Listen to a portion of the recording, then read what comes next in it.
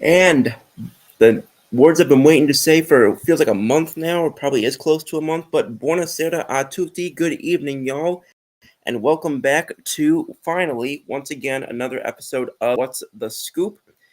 We've got plenty to get into, about a month's worth of material to get into between the Major League Baseball winter meetings that took place earlier this month, a lot of trades, a lot of free agent moves, a lot of everything in between. So we're going to get into a ton of it. Obviously, a lot to talk about with regard to some moves from the New York Mets, the New York Yankees, all across the league, clubs big and small, and we've got a ton to get into it. And we're going to be spending the next hour getting into all of it and breaking some of it down. So if there's anything else that I haven't been covering that you want to chime in, obviously please do. I look forward to getting that chat fired up this evening and look forward to hearing what's going on and what y'all have in mind. But we've already got a comment jumping in saying it's Nicole Gizzy coming in saying hello from the Devils game. Hey, Nikki, appreciate that. Even though you're watching some hockey right now, that you're able to make some time to jump in with us tonight. I hope you're doing well. Hope you're enjoying the game. I saw you there with a good number of people. In fact, it's funny. I mean, obviously because of Seton Hall in New Jersey, obviously I'm not entirely surprised, but holy smokes, the amount of people that I've been seeing who are at that game this evening is wild. Like I feel like half the people that I either am friends with or follow on social media or one thing or another, I feel like so many of them are at that game tonight. So must be a huge game. I'm not 100% sure who's playing because I currently have my Pels going on against the New York Knicks, but hope you enjoy the game. Hope you have fun. I also want to give Nikki a quick shout out. I want to say belated happy birthday to her. Obviously, longtime friend of the show and the artist behind this logo right here. Nikki's birthday was this past Wednesday, the 18th. So happy belated birthday, Nikki. And thanks again for all that you've done for this show and for me personally. That being said, I'm going to jump in now with the much to catch up on Major League Baseball side of things. That being said, I do unfortunately definitely want to begin with the news that broke a few hours ago in Major League Baseball with the fact that the King of Steel, the icon who was one of the greatest athletes to ever play in Major League Baseball, Mr. Ricky Henderson, passed away yesterday. For those who don't know, passed away at the age of 65 following a battle with following a battle with pneumonia. I did not have the fortune to be able to grow up watching Henderson as his career was unfolding on the base paths. However, obviously, as someone who loves baseball, someone who loves the history of baseball, you have a very hard time telling the story of the history of baseball, especially some of those both Oakland Athletic and New York Yankee clubs of the 70s, 80s period of time. Hard story to tell without mentioning Ricky Henderson and mentioning him quite prominently. So, just my condolences out to those in Major League Baseball and around the game and just outside of the game who loved Ricky Henderson, who were major fans, who were close to him personally. Just a sad day in Major League Baseball, and just wanted to acknowledge him first and foremost before we get into any of the more transactional occurrences that have transpired recently. Following off of that, so I think it's kind of hard to talk about catching up over the last month with regard to what's happened in Major League Baseball and not start and get pretty prominent on mentioning the contract between the New York Mets and now former Yankee outfielder Juan Soto. That deal was for 15 years, $765 million guaranteed. There is elevators and incentives and whatnot that can elevate it to a total value of over $800 million. So obviously that's been talked about quite a bit, but I just wanted to drop my thoughts on that for a couple moments. First and foremost, saying it first as an subjective side from somebody who follows baseball as a fan of the New York Yankees, his now former club. Just want to express the gratitude that I have for the fact that solely because of Juan Soto and the major hit that he hit in the ALCS, the Yankees were able to get back to the World Series for the first time since I was 9 years old. That created a really exciting opportunity for a lot of my friends and family, of course myself, to be able to experience that. Obviously, Game 5, we all know what happened. That was obviously one of the worst ways I've ever seen a baseball season end, perhaps the worst way that I've seen a baseball season end. Uh, but it is what it is. But that is far from a strong representation of what Juan Soto meant to the club this year and meant to their ability to go into the World Series and face LA for the 5 games that they did. Now, I will say, obviously, in the immediate aftermath of the Juan Soto deal, as a fan, obviously, I was not particularly happy. Um, and I know that there's a lot of dialogue among Yankees fans, and I know how Yankees fans are. It's, well, he's there's a bunch of turnaround against it now. Like, oh, he's going to be old at the end of that deal, and like trying to like talk themselves out of like and some of that is valid, but some of it, I do know that there is a perception of some sour grapes out there. Now that the Yankees did not retain him, and I just want to also acknowledge things from an objective standpoint that they did not get to where they did this year without him. And I'm not going to say, oh, the Mets, massively overpaid. I mean, I think on almost $800 million for any one player, I think is obviously going to be considered an overpay. But the fact of the matter is, the Mets got one of the legendary hitters of this generation in terms of just his pure ability to hit the ball and his at bats and everything of that nature. So congrats to them. Congrats to Steve Cohen. Steve Cohen has become a true force in Major League Baseball, and I think a great just great for the game in terms of the fact that he's a legitimate fan of baseball. He's a fan of his club, and he lets that shine through in the way that he approaches things, both financially and otherwise. He had Juan Soto to his house. He picked up on intel about certain things from the season, both from what Juan Soto with his season with the Yankees, but also going back to his time with Washington and San Diego.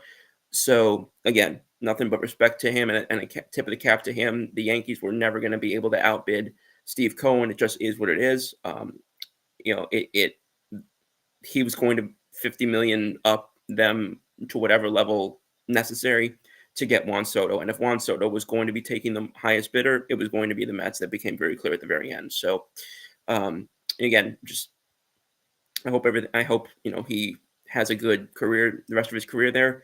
And the Yankees obviously pivoted quite strongly to some of the other moves. But before I get into those, I want to just check in and see on some of the chat activity we've had going on here. Nikki says Devils scored 2-0. Awesome. Glad to hear that. Check in with the game that I'm following right now real quick, which, as I mentioned, the Pelicans and the Knicks currently at halftime. Currently, Pelicans have a 4-point lead, 49-45 over the Knicks, which is nice to see considering that the Pelicans, for those who aren't following, are currently 5-23. They're god-awful. I hope that they trade Zion, but that's going to be a whole other conversation at some point. Mr. Osborne checking in and says, hey there, Scoops. Nice to see you again. Great to be back, Mr. Osborne. Hope you're doing well. Happy holidays to you, sir. And hope that you're having a wonderful holiday season. But yeah, so talking about the Juan Soto situation, obviously that led to a significant pivot for the Yankees. And I will say this, insofar as what the Yankees were going to do, it was very clear that any plan A for them this year or this offseason, plan A, A1, A2, A3, A4, any of those included resigning Juan Soto. When that did not come to pass, credit to them. They pivoted quickly, and also for those who are who kind of looked at it from like a who do you quote unquote blame for him not going back to New York, or rather going back to the Yankee side of New York. No, I don't blame Hal Steinbrenner. I don't blame anybody really in the Yankees organization. I mean, Hal was, again, he was putting it right there with Steve Cohen, who, whether people want to understand it or not, has multiple the wealth of what the Steinbrenner family has and what Yankees Global Enterprises has. It is what it is.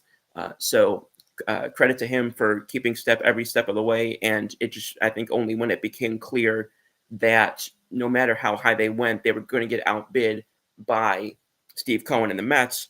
It pretty much came down to they asked.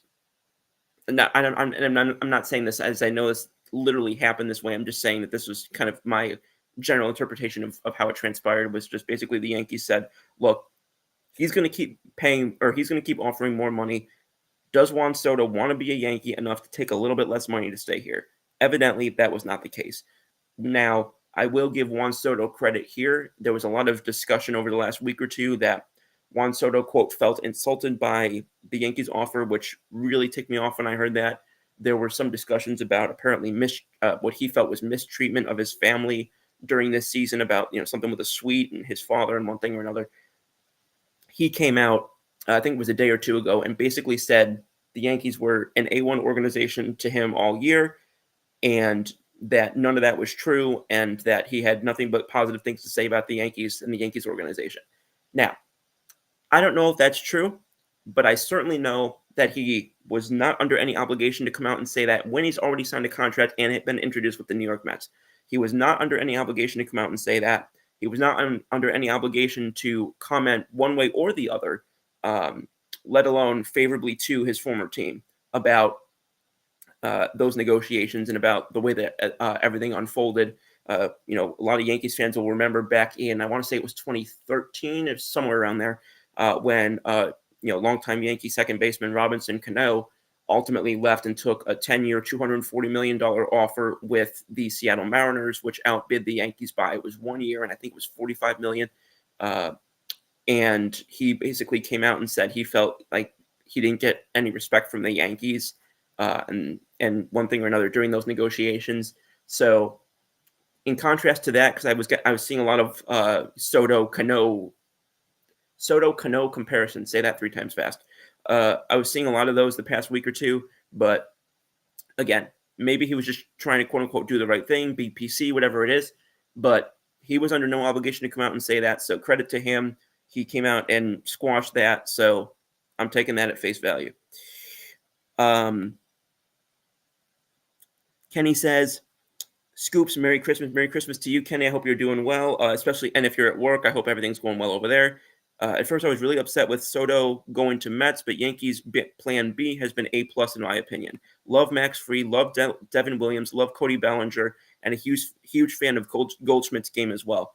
Yeah, that's a perfect segue into what I was where I was going with everything that I was just saying before or after I was off my Juan Soto discussion. Because I very much agree with you on a lot of that. Max Fried was, I think, if you weren't going to get Corbin Burns, which there was some discussion that he didn't really want to be in a big market, or one thing or another. Again, we don't know how true that is. But if they weren't going to get him, they got Max Fried, which was by many indications the best possible sort of backup to that. And some people even had him rated higher than Burns at the outset. Garrett Crochet was somebody that a lot of people looked at, but the Yankees just were not in a position where I think that it made sense, frankly, for them to try and top what Boston offered. Obviously, you always wanted, they're always in a situation where they're trying to keep the great players from going to Boston and keep them in New York instead, whatever. But I do just, and for what they gave up for him and the fact that he's literally off of one season as a proven starter. This is a guy who's pitched in the World Series. This is a guy who has done it in Atlanta for several years. He's still relatively young. I absolutely love it. And I like the fact that he's a ground ball pitcher. And I like that for multiple reasons. One, it diversifies the starting rotation a little bit because they don't really have a lot of that ground ball pitcher MO or archetype, however you want to phrase it, in that rotation, especially now. Because a couple of the guys that they did have, I wouldn't call Cortez that type of a pitcher, but a couple of the guys they have had in the last couple of years are no longer there. So I liked that. But also what I liked about that is it forced the Yankees to take infield defense more seriously than they did last year. I thought in the last year or two when I was hearing about younger, more athletic, all this stuff, I thought I was going to be finally hearing, the way that I love seeing the game done, which is build up the middle. You get your catcher strong defense. You get your strong defense shortstop, ideally also at second base and definitely at center field as well. And I was really hoping we were going to see that. We saw nothing close to that this past season, as was evidenced by that microcosm of that faux pas that we saw in Game 5 against the Dodgers. So what I liked about the Max Fried acquisition as well, to say nothing of the fact that he's a gold glove fielder in his own right, was that the fact that they were going for ground ball pitching indicated to me that they knew that they had to take that seriously because they were going to have to make those changes as well. And they've done so now by, obviously, they went out and they got Paul Goldschmidt today. He was somebody who, when it was clear what route they were going, I actually favored him over Christian Walker. Not a lot of Yankees fans did, but I actually wanted to pursue him over Christian Walker. I think that somebody who's got the cachet, the respect built up in the league that he hasn't been in a World Series or a World Series champion team, but he's been about as close to that level of what you've accomplished in the game and what you've built up in terms of cachet throughout the game that you can have without having that. And I think that the Yankees needed somebody like that in the locker room. Last year, they went all in on this. They went all in on this. We need some alpha. We need some dog. We need some, a little bit of, for lack of a better way of saying it, we need a little bit of asshole in here. And I think that came by and blew up in their face because they already tried to trade Marcus Stroman once earlier this year, ironically to St. Louis, where they just got Paul Goldschmidt from by way of free agency. So I like what they're doing now with those moves with Fried and what did I just say? I'm sorry, Fried and Goldschmidt. Loved the Devin Williams, like you said. It allows them to kind of, I think that they're going to now shift Luke Weaver into a little bit more of what I think he's going to be great at, which was sort of an Andrew Miller type attack dog role, I guess you'd say. Like if you're in a high leverage situation, top of the seventh with 2 outs, you bring him in there. Your high leverage situation is, if that's happens to be for whatever reason happens to be in the late 5th inning, you do it there. You bring him in wherever the higher leverage situation is, and I think that's a really smart idea. And I love having Devin Williams in the back end there. But I obviously can't wrap up or come anywhere near wrapping up that topic without talking about the guy who seemed to have one foot in pinstripes for years now. He kind of, I called him a couple times. I called him this decade's version of Cliff Lee, just because it felt like there was always the discussion of he was going to be a Yankee, but was he actually going to be? And now we actually finally made that deal happen. And you could just see how excited he was in his press conference. And this is one of my favorite things that I've heard recently in sports. And so for those who, most people, I'm sure if you're watching the show, I'm sure most people know who Scott Boras is. For those who don't, Scott Boras is like the top agent in Major League Baseball. He's a very polarizing figure, obviously, because the players that represent him love him, and the fans, and typically the clubs both typically are not the biggest fans of him. But again, he does his job for his client, as the quote goes in the beginning of the movie Moneyball, which I highly recommend if you haven't seen it. And I've got nothing but respect for Scott Boras for that. And because of that persona and because of the way that he goes about his business, which again, nothing but respect for it, but he's usually very close to the vest, both before and after contracts have been finalized, just about certain elements of the free agency process and markets and one thing or another. The fact that it came out that Boras was basically telling Cashman, this guy's driving me crazy, get him to New York already, figure something out with Chicago. He wants to be a Yankee. The fact that even Scott Boras was coming out and say that, you could just tell this guy wanted to be a Yankee. And and the fact that, the icing on the cake or the cherry on top, however you want to put it, the fact that he's going to be wearing number 35, which his father, Clay Bellinger, wore, 20 some odd years ago in those late 90s championship teams. And then I think he still wore 35 when he was with the 02 team that at Anaheim won that title. And I think he was only there for a cup of coffee, but it was, again, just fantastic story on and off the field. It's very rare that such a great story off the field can also, fit a team like a glove on the field. And I think that definitely is the case here. it had come out originally that they had told him he was going to play center field. Then there was some pushback on that report, saying that he was also open to playing left field and first base, and the team had let him know that, and Aaron Boone had let him know that those were all in play. Evidently, it seems now like first base is not really in play now. Now that they've brought in Goldschmidt, and I believe they still want to get Ben Rice some at bats there. Not to mention they have younger players who are going to be coming up. They got T.J. Rumfeld, they got Tyler Hardman, they've got Yasso, who in the lower levels, and they've got Spencer Jones, who some people think is going to be a long-term first baseman as well. So they got plenty of players to work with there, and I don't think that, because there's a lot of people who are still upset about not bringing in Christian Walker and not happy that they went the stopgap route. I had no problem going with the stopgap route, especially if it was going to be for Paul Goldschmidt. Just, again, a lot of fans, I think a lot of fans sometimes, and I understand why, a lot of fans, I think sometimes, when I say don't think this through, I don't mean it in a disrespectful way, but I think sometimes fans are like, we got to play the kids, but when it comes time to actually give a chance to play the kids, it's like it's not the sexy, splashy headlining thing to do. So I think they kind of either back off of that or whatever the case may be. But I think that allows them to do that. I think this allows them to still have a role for Ben Rice at some point. I think this allows them to still have the opportunity to get some of those guys up at first base at some point and see what they have there at the major league level with some of those younger players as they continue to progress. And it doesn't lock in one player to that position, which, as I've said, I don't love locking in DH to a non-superstar, or even really a superstar, but especially a non-superstar long-term as one position. I also don't love doing that at first base. So I was perfectly fine with and good with the Goldschmidt move, as opposed to locking in Christian Walker for what would have been a multi-year deal. Especially when we found out that the Goldschmidt deal was 1 year. There was a lot of speculation that part of the or the holdup as to why a deal hadn't gotten done between the Yankees and Goldschmidt was because he wanted multiple years. Evidently, they worked through that, got the 1 year, $12 million deal done. So,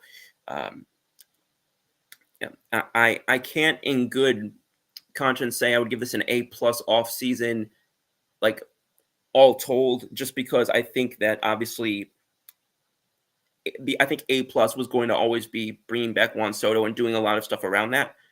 For the situation that we're in now and what became realistic thereafter, I would definitely call this an A off season thus far. And what I like too about specifically Bellinger, but about multiple guys, this also applies to guys like Jazz Chisholm. This applies to guys like Oswaldo Cabrera. This applies to multiple players on that roster. And I don't know how he fits into this roster going into 2025. Frankly, I don't think he fit the roster in 2024 either. But it does allow them some versatility if they do want to still keep trying to squeeze the last bit of the juice out of the orange with DJ LeMahieu, even though I think that orange has been down to its rind for about a year and a half now. So I like the positional flexibility there. I like the fact that they can go for a guy at third base, whether that's a top guy like a Bregman, or now talking about potentially an Arenado, potentially that becoming more likely for him to waive his no trade clause to come over from St. Louis now that his friend Paul Goldschmidt's in New York. So that's a discussion that was reignited over the past 12 to 24 hours as well. There has been some talks about it potentially being a little bit lower profile of a guy at third base, perhaps, in the vein of somebody like the player from Anaheim. His name is escaping me at the very moment, but talking about one of those guys who's got the versatility but may not have the massive name recall of somebody like a Paul Goldschmidt, who's a former MVP, but still somebody who can get a lot of value in terms of defensive versatility and still be able to make it happen with the baseball bat in his hands as well. So we'll see how all that transpires. But a lot of different ways that they can go now. They can do that at third base and move Chisholm back to second. They can put Chisholm in center field and move over Bellinger to left if they think that because left field is a notoriously challenging place to play in Yankee Stadium. So if they think that he can handle that, perhaps they shift him over there. A lot of different ways to play this, but one of the main things that I said I wanted when the Yankees knew that they were not going to retain Juan Soto was to bring in a quality center fielder defensively that was going to allow them to move Aaron Judge back to right field. I wanted to see Aaron Judge back in right field. I'm so glad that they're going to be able to do that now. It was clear that they wanted to do that, which that's also what's making me happy is that not only are they doing things that I wanted them to do, but it seems like they're following the same process that I had in my head, which, again, doesn't necessarily mean that I'm going to be right either, but it's encouraging to me to see some of that transpiring. And I think that as he ages, when we don't know how a 6'8", 280-pound outfielder is going to age to begin with, and he already has a bit of an injury history, and he's approaching his mid-30s, I think you try and get him out of as demanding of a position as center field, especially when you want to protect not only his legs but his ability to play up where he's the greatest, which is at the plate. So I think he should be the everyday right fielder, and looks like that's going to be the case again. And I'm happy to see that. Just to go back to something I was saying earlier, the player whose name I was struggling to recall from Anaheim, Luis Rengifo. That's who I was talking about. So just want to follow up on myself on that one. But my buddy Trevor's chiming in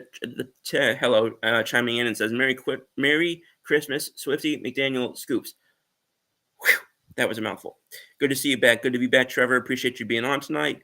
What is the Yankees' next big move? Ideally, Jazz Chisholm should be at second or the outfield. Maybe exploring more bullpen arms would be a good idea too. So yeah, I don't know how much of what I just said that you managed to get before or when you jumped on, but pretty much what I was just talking about is kind of looking at where they go from here.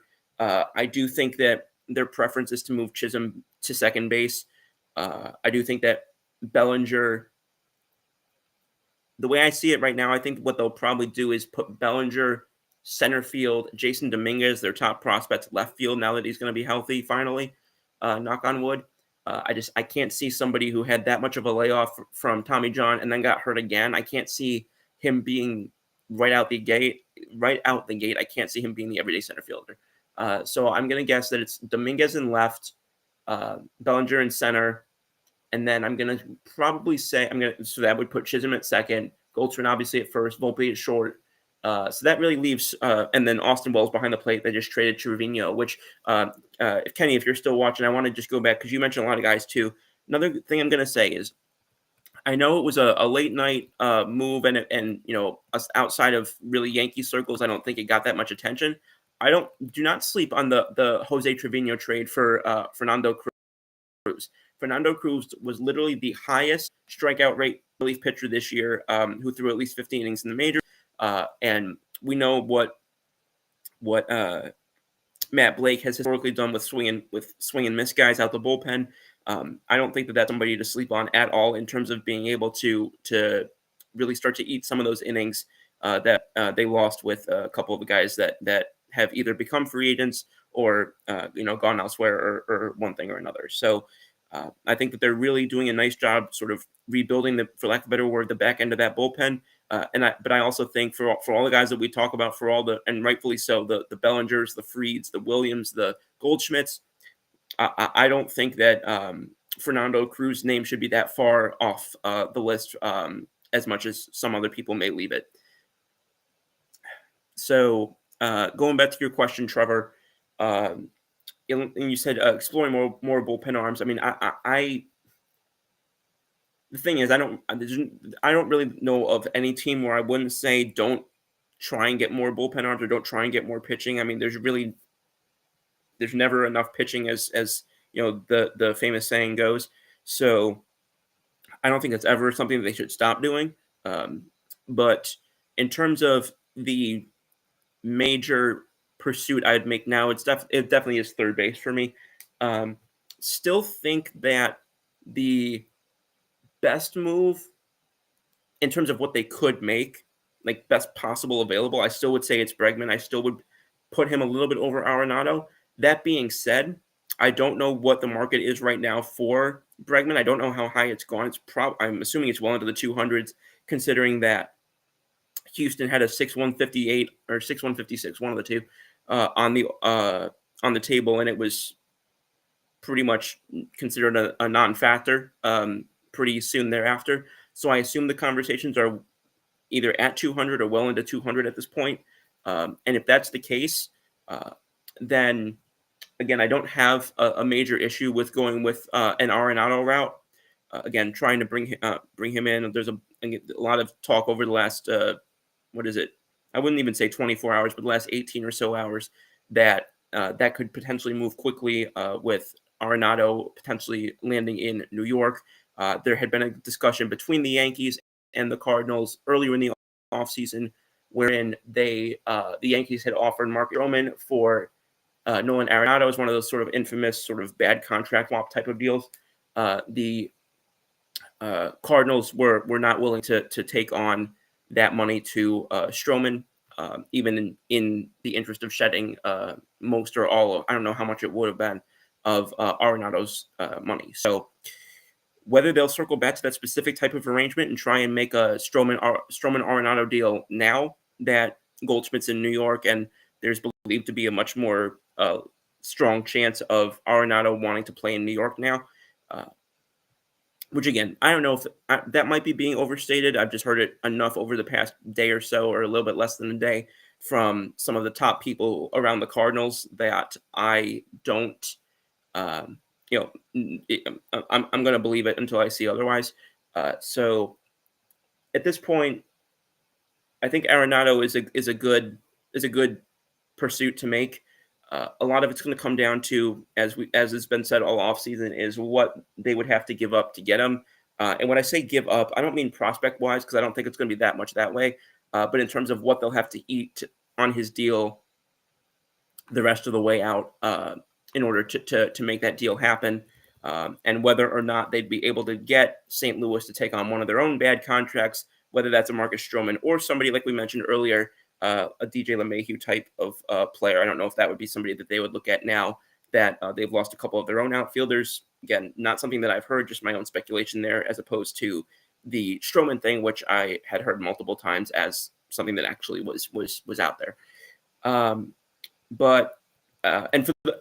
Just to kind of pull up some of the specifics on the Arenado deal, by the way. So as this contract is currently structured, you're looking at, for luxury tax purposes, at $25.6 million this year, $25.6 million in 2026, and the same in 2027.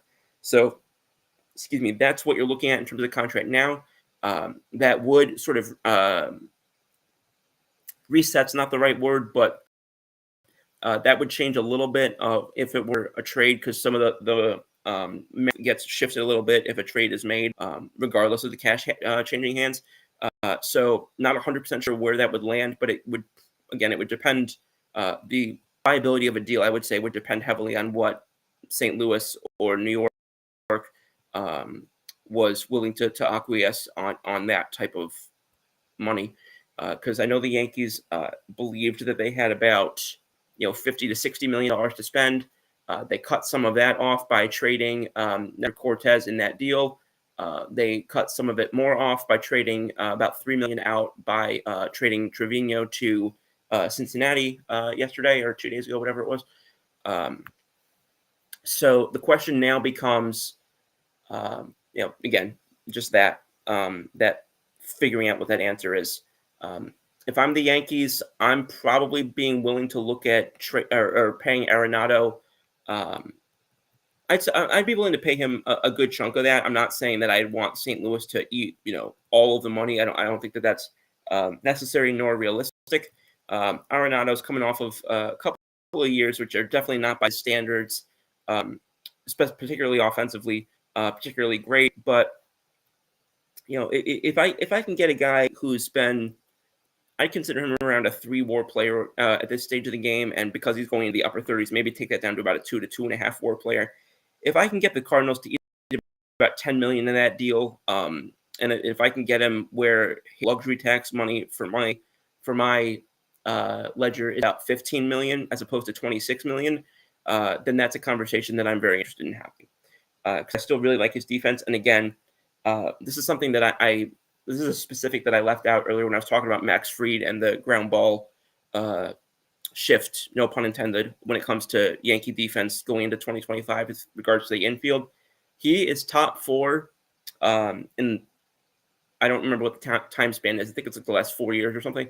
He is top 4 in Major League Baseball in terms of not just ground balls, but ground balls specifically hit to third base. So you really do need a sure-handed third baseman out there, not only in general, but particularly when Fried's on the mound. So, and while I was good with the defense that we saw from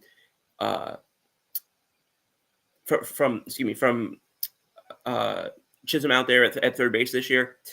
I think that most people would agree that Arenado would be an improvement worth making, and then you move Jazz back to someplace where he's been more comfortable to begin with, which would be second. So, yeah, would absolutely love to make one more move there, and I still don't know if they might still make a move beyond that, but third base definitely becomes where I'm looking at right now. I think once you handle third base, and then around the rest of the diamond, you've got Volpe, Chisholm, Goldschmidt, Wells behind the plate, and then outfield you've got some combo of presumably Dominguez, Bellinger, and Judge, and then presumably Stanton still at DH.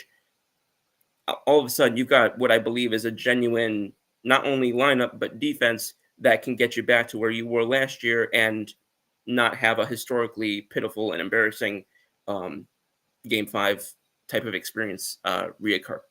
So that's really all I've got to say on that. We talked about not just Arenado, but like I said, I still think Bregman is in play. Just a question of where that market is financially right now and monetarily right now. And I still don't think it's completely out of the realm of possibility that you see a trade for a non-big money player, be that Rengifo, like I mentioned, or somebody of that nature. But I think definitely, I think those are the two names that you're going to be hearing the most about now.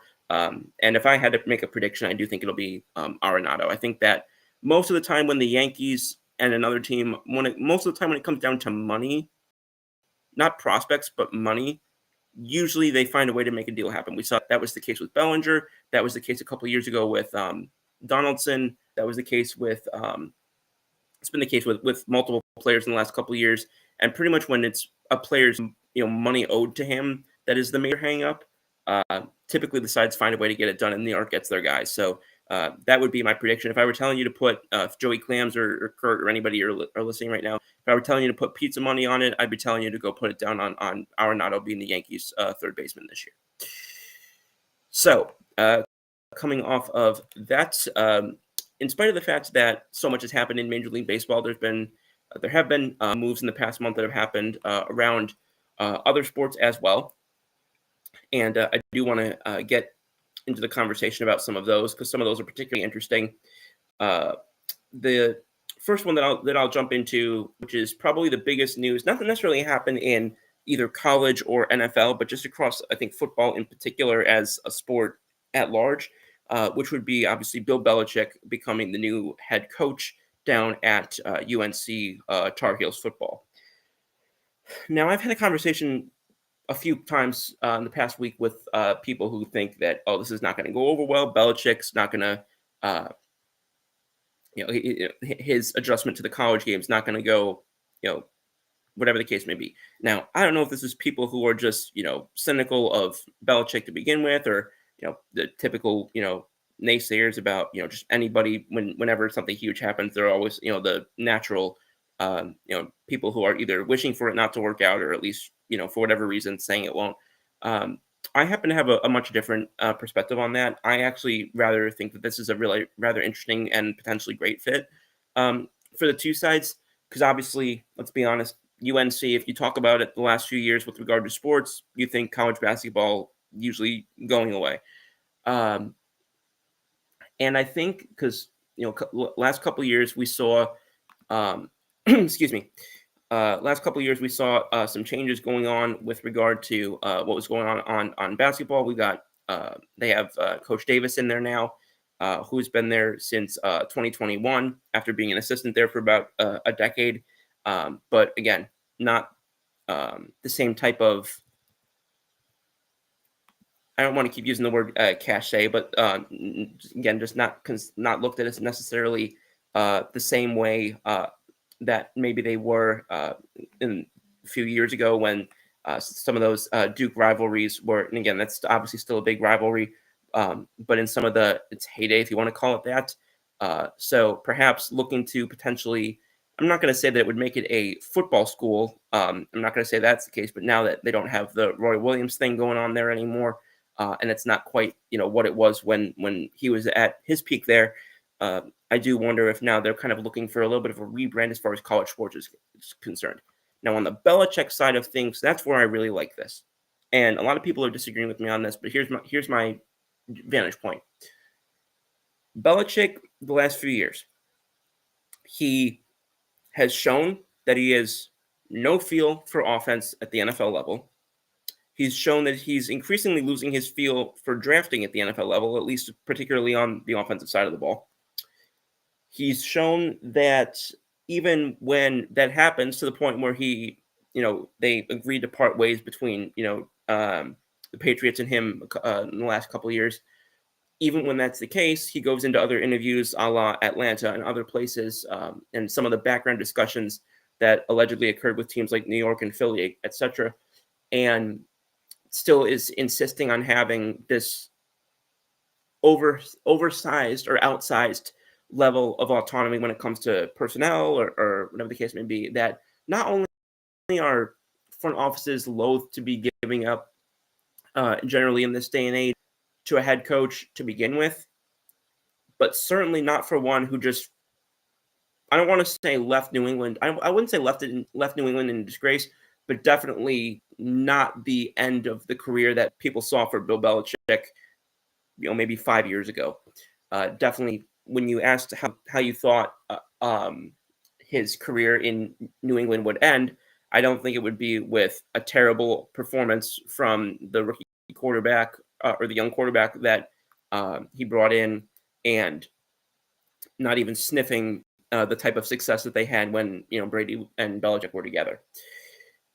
Especially after we saw what Brady was able to do when he went over to Tampa Bay, which I think, even though they're on seemingly fine terms, I do think that the ego of each of them, I do think there was a little bit of that going on the back end of that dynasty.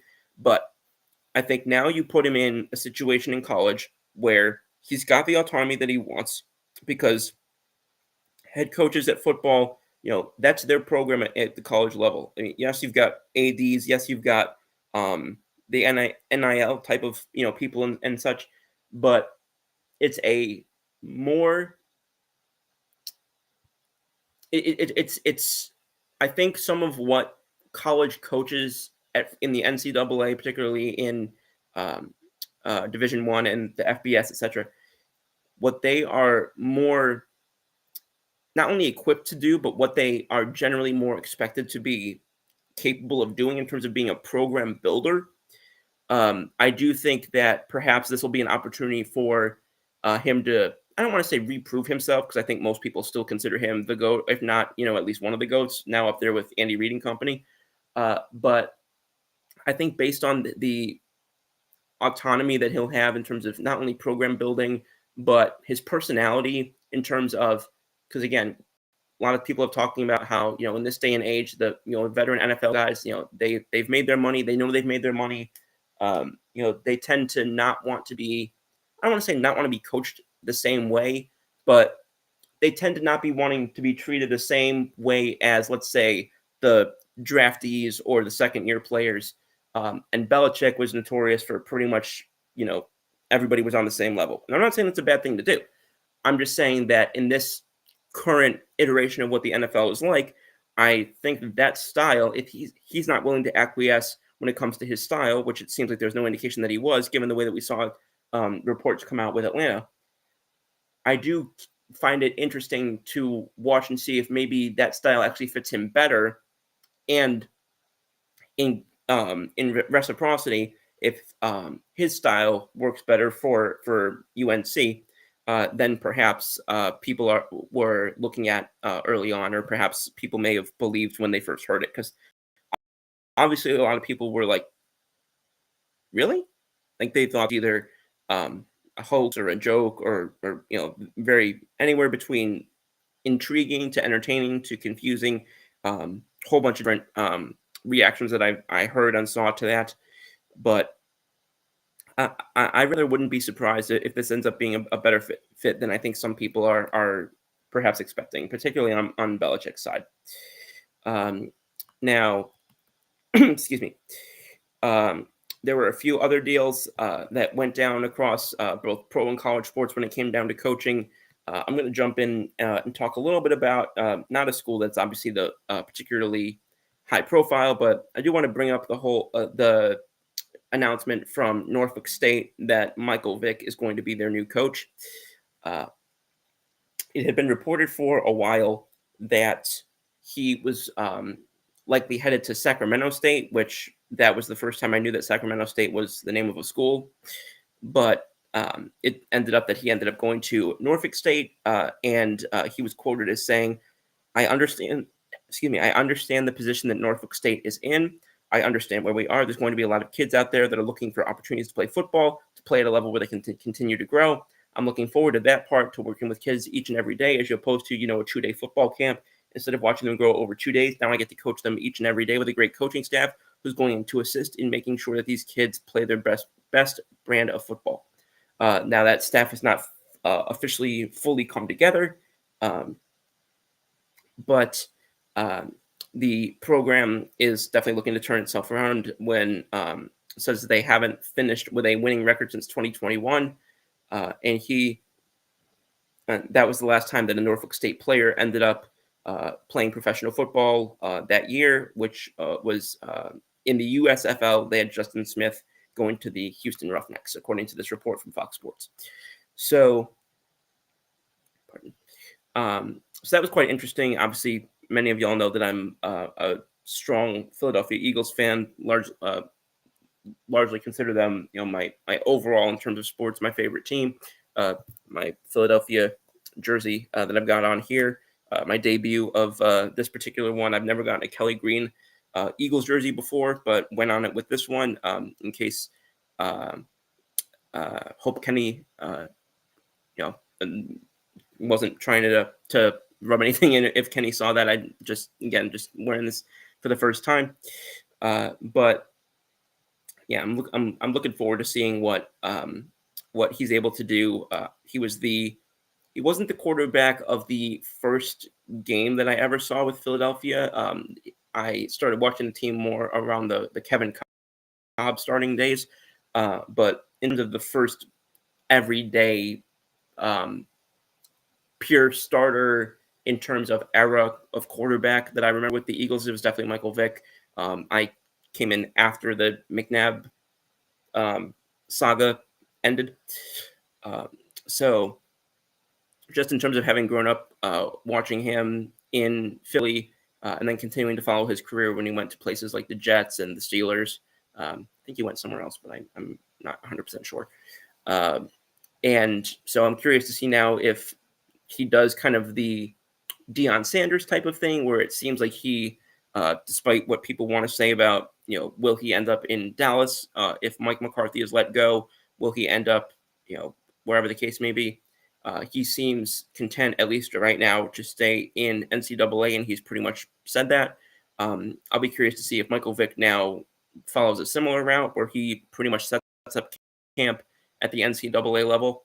And another example, seemingly being Bill Belichick saying, I didn't come here to leave in 2 years for another job. I came here to be the coach of UNC. Now, maybe he's just saying that because he has to.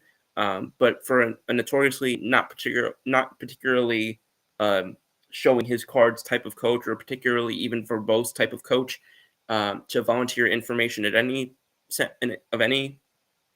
ilk, that was rather interesting to me that he did say that. So, but I'll be curious to see if that's the route that Michael Vick chooses to go, or if he does get the bug to kind of return to the NFL on the sidelines at some point. Excuse me. Checking back in, since I know we started off talking about those two games going on right now, I will check in on give you guys a score check on the Devils versus the Pens. They went final. The Devils shut out the Pens. Yes, 3-0. That was a home game for New Jersey. Those 3 goals being scored by Nico Hischier, Timo Meyer, and Stefan Nason. I hope I pronounced those names correctly. And then going back over to the Pelicans Knicks game, which was at halftime, it was at a 4-point lead for the Pelicans. Currently now at a 3-point lead for the Knicks, 78-75, with about 11 minutes to go in the fourth quarter. So we got a comment coming in here from Trevor saying, "Any concerns with the Eagles heading into the playoffs?"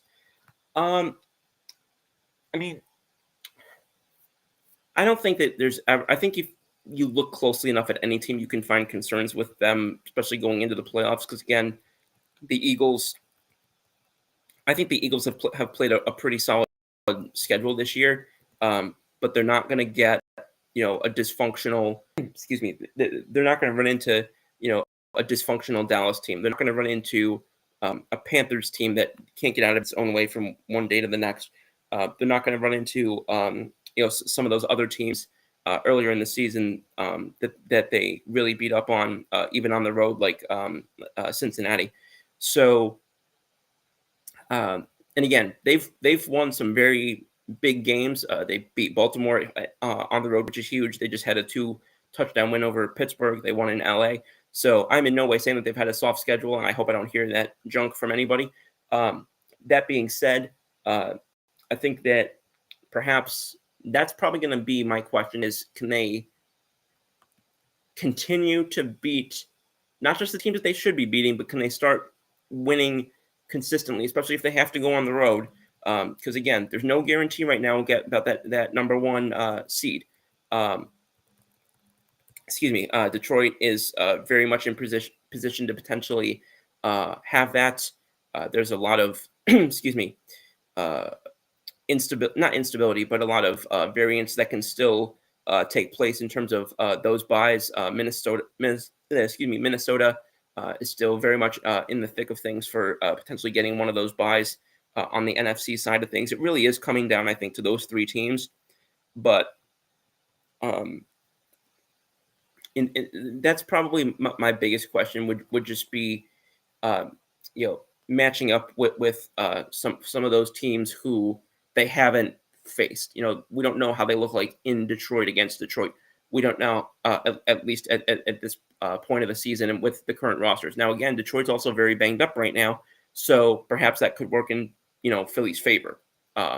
So I definitely would say that if I had to give you an on-field, just a pure, more specific concern, probably just, and I know somebody's gonna come out and say, "Oh, he's a naysayer again," or one thing or another, but it's Jalen Hurts. Can he just play clean football? Is really my main question. I trust the defense to make the plays they need to play. I certainly trust Saquon Barkley. I certainly trust the receiving core of Smith and Goddard when those guys are both healthy. I trust the offensive line, even though they've had to play a little bit of next man up there at times this year. But in the trenches, that's been their modus operandi for not just this year, but much of the time that I've been following them. Regardless of the particular iteration on any given night, they've really always preached and prioritized that. So for me, that's the main question for me is, can he play a clean brand of football? I don't need him to go out there and be Superman and 400-yard passing, 400 yards, throwing three TDs, like a Pat Mahomes-esque type of guy, or a Matt Stafford a couple of years ago type of guy, or a Ben Roethlisberger type of guy. I don't need him to do that. Play clean football. Don't put the team in position to turn the ball over. And Kurt, this one's for you, buddy, but just, run the ball and play defense and don't turn the ball over. It is what it's going to come down to. And see, for him to, I don't think manage the game is a fair way to put it, because I think that discounts his ability as an athlete and his ability to make plays with his legs and with his arm. I think that he is in position where he probably will have to and should be able to make plays. I'm not saying that, he's just some sort of a, Teddy Bridgewater guy, which is basically just don't F up. But it's just when it comes time to make those big plays, can you figure out when you have to be Superman versus when you can be Clark Kent? And can you not try and be Superman in a perfectly fine to be Clark Kent moment? Because that's what's gotten him into trouble multiple times in the last year or two, needlessly so. So that's what I would like to see, or rather not see. If Jalen Hurts can be the best of Jalen Hurts, the best version of Jalen Hurts, then I think we're in for a strong and exciting month of football from the Eagles from here on out. I'll put it that way. I don't like making any predictions about they will win this many games or they won't win this many games or one thing or another. When it comes to my own team, I don't like doing that this far early. But I like their chances again matching up with pretty much anybody if he's playing that type of clean, crisp football. Kurt's finally jumped in and says, Kurt Scoops, what's up? Here's my question for you. I hope you agree with this. Yankees can't sugarcoat it. They failed on the number 1 and number 2. Here we go. Number 1 and number 2 options this offseason. Soto option 1, Soto option, or Tucker option 2. I don't necessarily agree with the fact that it went in that particular order. I 100% agree with the fact that Soto was option 1. And like you said, that didn't happen. Excuse me. And again, if you want to say they failed at that, then yeah, sure, they failed at that. I think that just came again. They came down to a situation where Cohen was not going to be financially outbid, and the Yankees kept bidding up, and he kept bidding up, and basically he was always going to come in a couple $1 million above, and that was what was going to make the difference to Juan Soto, apparently. So, yeah, if you want to call that a failure by the Yankees, go for it. No sugarcoat it. Yankees failed their top plan. Now, what I will hammer on is Tucker, because, I think saying that they did, looking at the fact that they didn't get Tucker because he went to Chicago, which again, did I want Tucker? Yes, and I said that multiple times. Now, I don't think it was Tucker or once they lost Soto, because at the time I wasn't looking at Tucker as the pivot place in terms of Soto. I wasn't looking at it as if it's not Soto, then go to Tucker. I personally wasn't. Maybe some people were. I was not. I thought if you didn't get Soto, which if you go back to the beginning of the show, I said there was no A+ offseason that didn't. Let me phrase this correctly. There was no A+ offseason that could manifest without the Yankees retaining Soto. So I said that at the beginning of the show.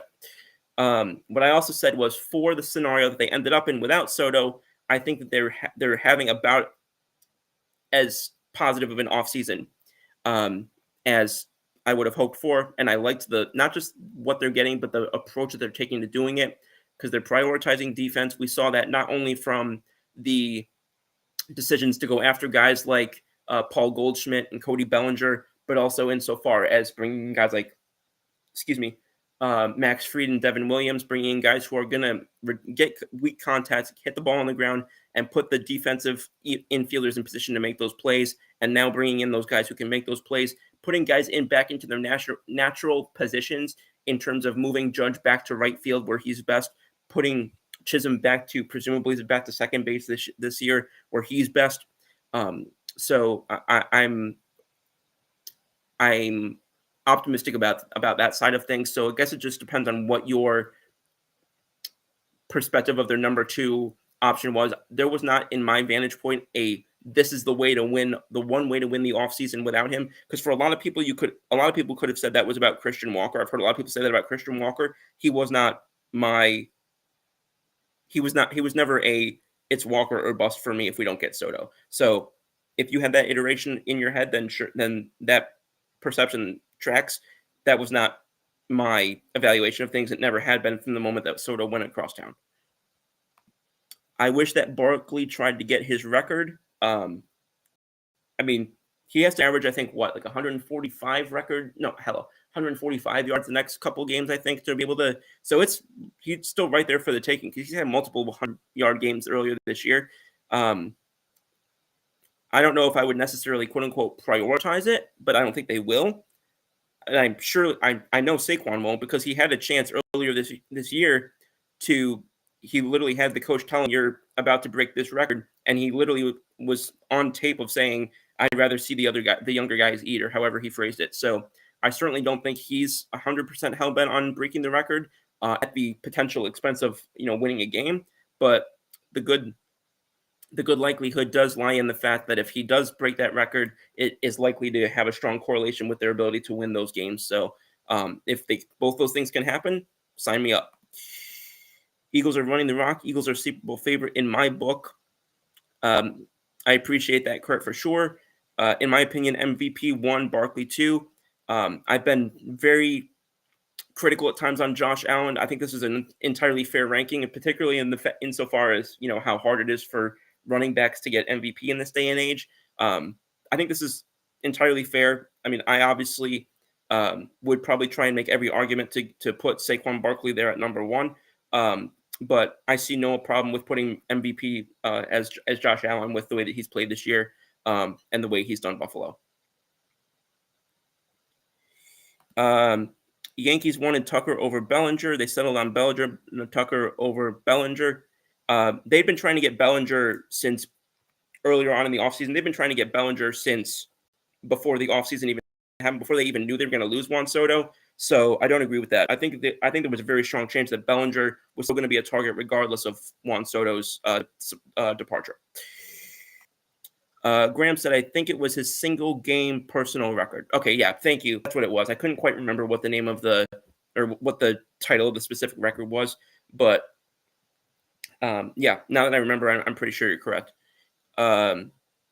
Kurt says, without Soto, Yankees are not a World Series championship contenders. Soto was difference in Yankees going to the World Series last year, which I also, that last part about Soto being the difference, I acknowledged that earlier in the episode. Without Soto 2 years ago, they didn't even make the playoffs. Technically true. However, you are missing the fact that those rosters had far more differences than just Juan Soto. This was a much better roster, very much because of Juan Soto as well.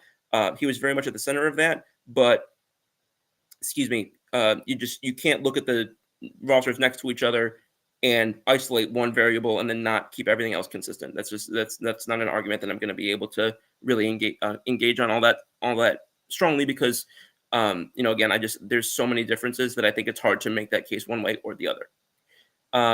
Kurt says, Scoops, give me your Super Bowl prediction now. Does that mean that how many Super Bowls I think are going to happen before we finally get you on this show? If not, then in terms of who I think is going to be in the Super Bowl, I think I'm going to say Detroit. Until I see Philly beat Detroit, I'm going to say Detroit. And AFC, I'm going to probably say Buffalo. And I'm not just saying it because I'm home right now. I do genuinely think I look around at the AFC and I'm like, I don't know who's stopping that offense. I certainly don't see it happening within their division. Cincinnati's been clunky throughout parts of the season. Teams, the AFC South doesn't really have anybody who shocks me or like intimidates me. I think they've got more guys coaching on the hot seat than anything else. And even the Texans have taken a step back. AFC West, we've all seen the disappointment of the Chiefs and at different times. But then again, I'm always reluctant to pick against Mahomes and Reed. I do agree that they don't look the same as they used to, but again, I don't know that I'm reluctant to pick against them. In terms of if I'm going to pick a team other than Buffalo, who who is my pick. Let me lock that in. But if I'm going to pick a team of Buffalo as like a watch this team potentially, uh, I'm going to have to go with. It's probably going to be either your Broncos or the LA Chargers. Those would probably be my two quote unquote sleeper teams, but I'm still going to stick with Buffalo. The Chiefs are just very weird. They're 14-1, but they don't feel like a 14-1 team when I've watched some of their games. Like they feel like the kind of team that, like if we're talking about it in baseball, they feel like the team that wins a lot of one-run games, and it kind of inflates their run differential, their record with respect to their run differential. I think that they're. I mean, 14-1 is 14-1. Obviously, that's all that matters when it comes to the standings. But I don't know. When I watch them, they don't give me the 14-1 vibe type of team. And even though the Bills have won 3 fewer games, the Bills feel more like a 14-win team to me than the Chiefs do. I don't know how else to make that make sense. Graham says, think Denver gets into the playoffs. Well, I did just call them probably one of my AFC sleepers. I think so. I think that Bo Nix has kind of come together. I wouldn't say faster than I expected, but at a good progression, I would say. Obviously, they just had that unfortunate loss the other day to LA, but they smoked their last few opponents before that: the Colts, the Browns, the Raiders. Which, even though it's the Raiders and they're terrible, it was on the road and it is a rivalry game. Those games always play closer than usual. They manhandled the Falcons the week before that, and then right before that, they had narrowly lost to the Chiefs in Kansas City. So yeah, I think they are definitely a team to be taken seriously going into the playoffs. Again, I don't think that they're a team that's going to necessarily beat a team like Buffalo, but win a game, absolutely. Scoops, if the Eagles are smart, if they get to the Super Bowl, run Barkley, make Hurts, make a couple plays and play solid defense. Yeah, that's pretty much what I just said. I think when's the last time we've ever said this? We got to mark this down. December 21st, 2024. Kurt, Kenny, and myself all are in agreement on something. You better beat us week 18. LOL. I hope so, and hopefully this will help. I'm a strong excuse me. I'm a strong believer in jinx and one thing or another. So if something works well, I stick with it. If something starts to not work well, I try and pivot away from it. So I'm sticking with that right now. But I'm looking forward to that game. Maybe I can get you on that week, or some of the the Joey Clams, Paul type people of the world.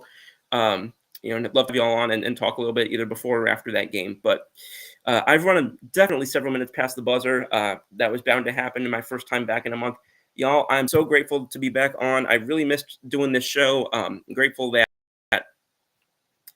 we are at where we're at. Looking forward to the holiday season, not just with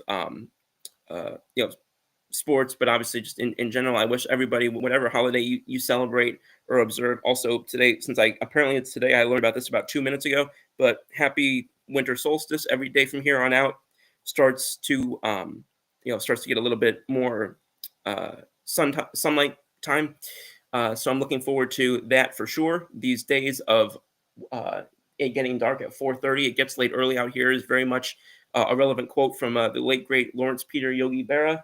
Granted, some of that doesn't probably get helped by the fact that I've been sleeping until about 2 p.m. every day since my finals ended. So that's partially self-inflicted, but it is what it is. On that note, whatever holiday y'all celebrate, I wish everybody a Merry Christmas. I wish everybody, we'll be on before New Year's, but if y'all don't next week, an early Happy New Year to all of y'all. And we will be finally back on next week. Same scoop time, same scoop channel. Go Eagles. Scoop out.